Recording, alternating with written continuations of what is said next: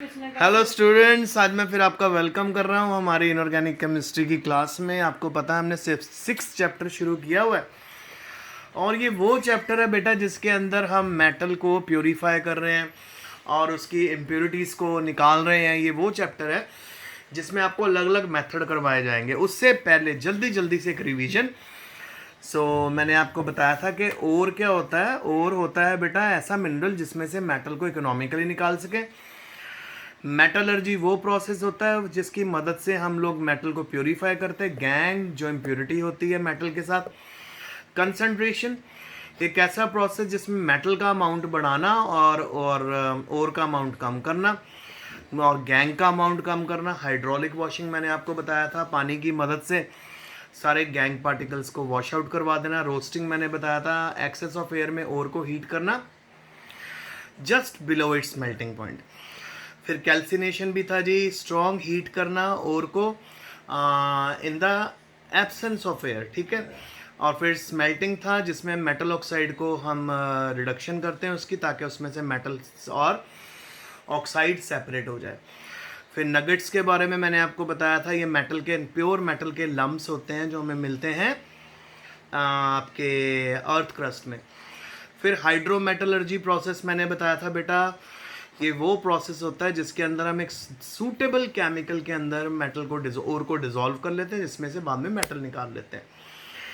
फिर क्यूपलेशन प्रोसेस आपको मैंने बताया कि ये वो प्रोसेस होता है जिसके अंदर हम मेटल को रिफाइन करते हैं। अगर आपके पास प्योरीफाइड मेटल आ गई, उसको और प्योर करने के लिए और साफ करने के लिए जो प्रोसेसेस होते हैं वो हमारे किसके अंदर आते हैं, क्यूपलेशन के अंदर आते हैं, ठीक है।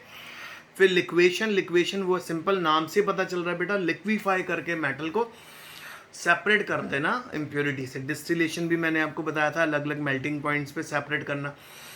पोलिंग मैंने बताया था आपको, पोल्स की मदद से मोल्टन मेटल को एजिटेट करना, जोर जोर से हिलाना ताकि इम्प्योरिटी सारी या तो नीचे बैठ जाए या ऊपर आ जाए और मेटल निकाल ली जाती है। इलेक्ट्रोलिटिक रिफाइनिंग आपको मैंने डिस्कस किया था और मैंने आपको बताया था ये हम लोगों ने कब किया था, ये हम लोगों ने +1 में करा था, ठीक है। फिर उसके बाद आ गया हमारा जोन रिफाइनिंग। जोन रिफाइनिंग में मैंने आपको बताया था कि हमारे पास एक इम्प्योर मेटल की रॉड होती है ऐसे, और उसके ऊपर सर्कुलर हीटर कंटिन्यूसली मूव होता रहता है। और जहाँ जहाँ पे सर्कुलर हीटर जाता है, जहाँ जहाँ पे सर्कुलर हीटर मूव करके जाता है, वहाँ वहाँ पे आपकी मेटल मोल्टन स्टेट में कन्वर्ट हो जाती है। और जब वो मोल्टन स्टेट में कन्वर्ट हो जाती है, वहाँ पे सारी इम्प्योरिटी चली जाती है। और यानी क्या हो गया, जब पूरा हीटर आपकी रॉड के ऊपर से मूव कर जाएगा, एंड में सबसे एंड में आपके पास इम्प्योर मेटल बचेगी जिसको हम काट देते हैं। फिर ऑटो रिडक्शन मैंने आपको बताया था। ऑटो रिडक्शन खासकर सल्फाइड ओर में यूज़ होता है। इसमें जी मेटल को निकाल लिया जाता है सल्फाइड ओर से, और यहाँ पे 2 प्रोसेस कंटिन्यूसली चलते हैं, रोस्टिंग और रिडक्शन इकट्ठे चलते हैं। यानी रोस्टिंग एंड रिडक्शन, यानी रोस्टिंग एंड स्मेल्टिंग इकट्ठी चलती है और फाइनली हमारा मेटल बाहर आता है। रोस्टिंग और स्मेल्टिंग का मतलब कैसे इकट्ठे चलना, सबसे पहले रोस्टिंग में हम क्या करते हैं बेटा, ओर को हीट करते हैं below its melting point in the absence of air, और sorry in the presence of air, in the presence, roasting आर हो ना, in the presence of air, और साथ ही उसकी रिडक्शन कर देते हैं। यानी उससे जो मेटल ऑक्साइड मिलता है उसके अंदर सारी ऑक्साइड्स निकाल देते हैं और प्योर मेटल आपको मिलती है। बेटा आज मेरे पास है आपके लिए पहला जो डेफिनेशन है वो है मैटे। मैट क्या होता है, ये मिक्सचर होता है molten sulphide of copper 1 and iron, ठीक है। मैट होता है mixture of molten sulphide of copper and iron. फिर उसके बाद मॉन्ड प्रोसेस क्या होता है, मॉन्ड प्रोसेस होता है बेटा मेटल को हीट करना with the stream of carbon monoxide और डिकम्पोज करना carbonyl thermally to give pure metal. मैं आपको बताता हूँ, मॉन्ड प्रोसेस में जो भी आपको मेटल दी हुई है उसको सबसे पहले आप कार्बन मोनोऑक्साइड से ट्रीट करोगे बेटा। जब आप उसको कार्बन मोनोऑक्साइड से ट्रीट करोगे ना, आपके पास मेटल कार्बोनाइल बन जाएगा। यानी हम कार्बन मोनोऑक्साइड को मेटल के अंदर डालते हैं ताकि वो सीधा इम्प्योरिटी से बॉन्ड बना ले। अब आपके पास मेटल कार्बोनाइल बन गया, यानी कार्बन मोनोऑक्साइड इम्प्योर मेटल में अटैच होगी, इसको जब आप फर्दर हीट करोगे ना बेटा कार्बन डाइऑक्साइड की फॉर्म में सारी की सारी जब कार्बन डाइऑक्साइड मेटल को छोड़ के निकलेगी ना, तो साथ ही बच्चों उसके साथ सारी इम्प्योरिटी भी बाहर आ जाएगी। तो इसको बोलते हैं मॉन्ड प्रोसेस। दो प्रोसेस होते हैं, मॉन्ड प्रोसेस और वेनार्कल प्रोसेस। बेटा ये दोनों प्रोसेस बहुत ज़्यादा प्योर मेटल देते हैं। ये देखो मैंने आपके लिए आपको एक्सप्लेन करने के लिए मैंने निकाल भी दिया। ये इसको शमशे निकल मेटल आपको नज़र आ रही है, 4 कार्बन मोनोऑक्साइड डालोगे इसमें, निकल कार्बोनाइल बन गया। और आपने इसको कितने पे हीट करना है, 330 to 350 पे हीट करना है। जब 330 to 350 पे आपने हीट करा तो आपके पास निकल कार्बोनाइल बन गया। इसको फर्दर हीट कर दो 450 to 470। जब इसको 450 to 470 पे हीट करोगे सारी की सारी कार्बन मोनोऑक्साइड बाहर निकल जाएगी और पीछे प्योर मेटल बनेगी। समझ आ गया? तो सिंपल फंडा क्या है मॉन्ड प्रोसेस में, जो भी इम्प्योर मेटल होती है उसको कार्बन मोनोऑक्साइड से ट्रीट करके मेटल कार्बोनाइल बनाना। हीटिंग टेम्परेचर यहाँ पे निकल के लिए 330 to 350 केल्विन है। फिर उसके बाद जो निकल कार्बोनाइल आपका बना या मेटल कार्बोनाइल बना उसको फर्दर 100 या 150 एक्स्ट्रा ऊपर टेम्परेचर पे हीट करना। सारी मेटल अलग हो जाएगी, कार्बन मोनोऑक्साइड अलग निकल जाएगी। समझ आ गया? ओके, अब हम आगे चलें। तो आज मेरे पास वेनार्कल मेथड भी आ गया आगे। सो अभी आपको मॉन्ड प्रोसेस समझा दिया, वेनार्कल प्रोसेस भी देख लेते हैं, बहुत ईजी है। So Van Arkel process is quite similar to हमारा मॉन्ड प्रोसेस, बट जहाँ मॉन्ड प्रोसेस में कार्बन मोनोऑक्साइड लेते हैं, वेनार्कल प्रोसेस में आपने आयोडीन के वेपर लेने हैं। प्रोसेस सारा वही है, इम्प्योर मेटल ले ली, जिंक, जिरकोनियम, आयोडीन के वेपर डाले इसके अंदर बेटा, उससे रिएक्ट करा, 870 पे इसको हीट करा, जिरकोनियम आयोडाइड बन गया ZrI4। यानी जिरकोनियम मेटल, इम्प्योर मेटल के अंदर क्या डल गई है, आयोडीन डल गई है। ठीक है, अब जब इसको आप फर्दर डबल टेम्परेचर पे हीट करोगे, देखो पहले 870 पे हीट किया था, अब कितने पे हीट कर रहे हैं, 2075 पे। और यहाँ पे जो कैटलिस्ट है वो टंगस्टन फिलामेंट है। जैसे ही आप इसको फर्दर हीट करोगे आयोडीन फिर बाहर आ जाएगी, जैसे पहले केस में अंदर गई थी। डबल हीट करोगे तो वो बाहर आएगी, मेटल को छोड़ देगी, तो प्योर मेटल आपको अलग मिल जाएगी। जितनी आयोडीन बाहर आई है वो अपने साथ इम्प्योरिटी लेके अलग हो जाएगी। अब समझ आ गया? सो अगर मैं आपसे बेस के बारे में बात करूं, अगर बेसिक बात करूं, तो मॉन्ड प्रोसेस और वेनार्कल प्रोसेस में कॉमन क्या है? कॉमन यही है कि पहले इनको पर्टिकुलर रिएजेंट के साथ मिक्स करते हैं, हीट करते हैं, फिर जब इसका अपना इंटरमीडिएट बनता है उसको फर्दर हीट करते हैं, तो जो चीज़ आपने डाली होती है वो दोबारा मेटल में से बाहर आ जाती है, बट वो बाहर आते हुए अपने साथ इम्प्योरिटीज़ भी ले जाती है। ओके, क्वेश्चन शुरू है। तो क्वेश्चन है कि जैसे मेटल, जैसे गोल्ड है, सिल्वर है, इसको कैसे निकाला जाता है, क्या प्रोसेस है?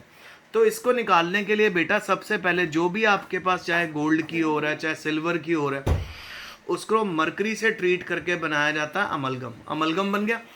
अब अमलगम की जब डिस्टिलेशन करते हैं, जब डिस्टिलेशन करते हैं यानी उसको हीट करते हैं, मेटल अलग रह जाती है और वेपर फेस में सारी मरकरी बाहर आ जाती है। सो जब मरकरी वेपर फेस में बाहर आएगी वो अपने साथ सारी इम्प्योरिटी ले जाएगी, पीछे प्योर गोल्ड या सिल्वर आपको मिलेगा। और वैसे भी गोल्ड और सिल्वर को अगर हम बात करें प्योर करने के लिए तो बहुत कम प्रोसेस लगता है, कि ऑलरेडी ये अपना प्योर स्टेट में मिलते हैं। सो क्या प्रोसेस है ये वो प्रोसेस है जिसमें फाइनल जो पाउडर्ड ओर को हम मरकरी के कांटेक्ट में लाते हैं और फिर बना देते हैं हमारे पास अमलगम। अमलगम को डिस्टिल किया जाता है, मरकरी बाहर वेपर फॉर्म में निकल जाती है, पीछे आपको प्योर मेटल मिल जाती है। ठीक है, तो ये पहला मेथड था। जोन रिफाइनिंग बेटा मैंने आपको बहुत अच्छे से समझाया हुआ है। What is zone refining method? कौन सी मेटल है जो इसमें इसके थ्रू रिफाइंड करते हैं? तो बेटा जर्मेनियम है। और जोन रिफाइनिंग मेथड तो बेटा वहाँ यूज़ होता है जहाँ पे आपको 99.9% प्योर मेटल चाहिए। सो जर्मेनियम इसी मेथड से बनाया जाता है जो बहुत हाई प्योरिटी है, और इसी मेथड से इसको प्योरीफाई करते हैं। मैंने समझाया था ना क्या होता है, आपको सिर्फ इम्प्योर मेटल की रॉड लेनी है, रॉड के ऊपर सर्कुलर हीटर मूव करना है। ये किस चीज़ पे, प्रिंसिपल पे बेस करता है जोन रिफाइनिंग, के impurities are more soluble in molten state than in solid state. तो जहाँ जहाँ पर जहाँ जहाँ पर आपकी मेटल ये सर्कुलर हीटर जाता है वहाँ पे मेटल मोल्टन स्टेट में पहुँच जाती है और सारी इम्प्योरिटी उसमें चली जाती है। ऐसे चलते चलते चलते चलते फाइनली जब वो एंड में पहुँच जाती है रॉड के, तो सारी इम्प्योरिटी रॉड के एंड में इकट्ठी हो जाती है, जिसको काट के बाहर फेंक देते हैं। पीछे प्योरेस्ट मेटल आपको मिलती है। लिखो जी, व्हाट इज नेक्स्ट है, what is the thermodynamic consideration in the choice of reducing agent in metallurgy. तो कहता है थर्मोडायनामिक्स का क्या रोल है, मतलब टेम्परेचर का क्या रोल है प्योरीफिकेशन में, मेटल को प्योरीफाई करने में। देखो जी, बहुत बड़ा रोल है टेम्परेचर का। कहता है ये मदद करता है डिसाइड करने में टेम्परेचर ऑफ चॉइस, और जिसके अकॉर्डिंगली हम चीज़ों को सेपरेट कर सकते हैं। ठीक है, तो जैसे the standard gives free energy change decide the direction of process at constant temperature and pressure, so we can say enthalpy of reaction is not sufficient to give direction of process. तो यानी thermodynamics के base के ऊपर हमें पता चल जाता है कि कौन सी मेटल कितने टेम्परेचर के ऊपर मेल्ट करेगी और कौन सी मेटल कितने टेम्परेचर के ऊपर वेपर स्टेट में कन्वर्ट करेगी। तो यानी हम उनको आसानी से सेपरेट कर सकते हैं। रिफाइनिंग ऑफ मेटल का क्या मतलब है, अलग अलग मेथड बताओ। तो बेटा सबसे पहले आपको जो ना ओर में से जो मेटल मिलती है उसको हम जब निकाल लेते हैं उसको मेटलर्जी बोलते हैं। मेटलर्जी वो प्रोसेस होता है जिसमें मेटल निकाल लेते हैं, पर मेटल में ना अभी भी प्योरिटी नहीं है, उसमें अभी भी इम्प्योरिटी है। सो उस इम्प्योरिटी को भी ख़त्म करने को बोलते हैं रिफाइनिंग। यानी सपोज आपके 40% प्योर मेटल है, 30% प्योर मेटल है, 60% प्योर मेटल है, उसको 90 to 80 to 100% तक प्योरिटी पे लेके जाना, ये कहलाता है रिफाइनिंग। कौन कौन से मेथड है जो रिफाइनिंग में यूज होते हैं, देख लो बेटा। एक तो लिक्वेशन यूज होता है, पोलिंग यूज होता है, cupellation, distillation, electro refining, zone refining, van Arkel, ये सारे मैंने आपको थोड़े थोड़े बता दिए। फिर उसके बाद हमारे पास अगला क्वेश्चन है, कौन कौन से एलिमेंट बायोलॉजिकल वर्ल्ड में प्रेजेंट है। देखो जी, सबसे पहले तो मैग्नीशियम है जो क्लोरोफिल का एसेंशियल कंपोनेंट है प्लांट्स में, ठीक है, जो फोटोसिंथेसिस में मदद करता है। आयरन हीमोग्लोबिन में होती है, आगे फिर से मेटल। कैल्शियम और फास्फोरस होते हैं हमारी बोन्स और टीथ में, और हमारी आंखों में मैनी एनिमल्स की जो आइज़ होती है उनमें ट्रेसेस ऑफ जिंक प्रेजेंट होते हैं। तो हम कह सकते हैं बहुत सारी मेटल है जो हमारी बॉडी का, हमारे बायोलॉजिकल वर्ल्ड में भी काम करते हैं, जिसमें मैग्नीशियम आ जाती है हमारी प्लांट्स की क्लोरोफिल में, आयरन हीमोग्लोबिन हमारे ब्लड में, और बोन्स में आ जाती है कैल्शियम फास्फोरस, और आंखों में एनिमल्स की आ जाती है जिंक। तो ये आज का लेक्चर पूरा हो गया। Study well, stay safe, stay home, be positive.